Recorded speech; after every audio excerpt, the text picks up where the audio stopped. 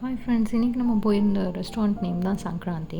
இங்கே நல்லா சூப்பரான கார் பார்க்கிங் ஃபெசிலிட்டிஸோடு நல்ல குட் ஆம்பியன்ஸோடு இருந்துச்சு. கார் பார்க்கிங்க்கெலாம் நிறையா ஸ்பேஸ் இருந்துச்சு. ஆக்சுவலி பார்க்குறப்போ என்னடா இது கல்யாண மஹல் மாதிரி இருக்கே அப்படின்னு பார்த்து உள்ளே போனால் ஃபுல்லாக டெக்கரேஷன்ஸ் வந்து ஃபுல்லாக பேங்கிள்ஸ் அண்ட் சில்க் சாரீஸ் வச்சு தான் டிசைன் பண்ணியிருந்தாங்க. ரொம்ப அவசரமாக இருந்துச்சு.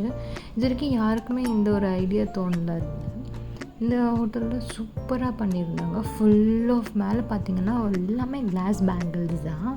நம்ம ஃபுல்லாக பார்த்திங்கன்னா கிளாஸ் பேங்கிள்ஸ் டெக்கரேஷன்ஸாக கலர் கலராக வித் லைட்ஸோடு சூப்பராக இருந்துச்சு. ஹோட்டலுமே உங்களுக்கு நல்லா நீட்டாக இருந்துச்சு.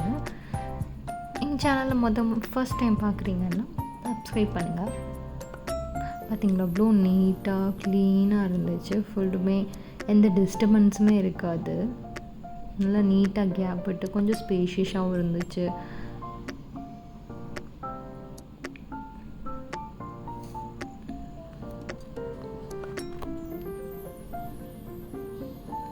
மட்டன் சூப் ஆர்டர் பண்ணியிருந்தோம். டேஸ்ட்டு செம்ம, பட் லிட்டில் ஸ்பைசி தான், பட் டேஸ்ட்டும் நல்லா சூப்பராக இருந்துச்சு.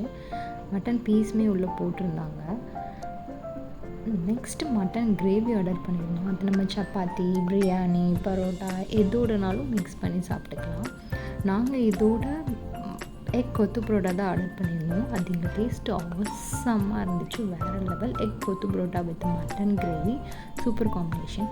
அடுத்து என்னடானா நாங்கள் பீஸா அது கேட்கவே இல்லையே அப்படின்னு கேட்டால் இது பீஸா இல்லை, கறி தோசை தான் அப்படின்னாங்க.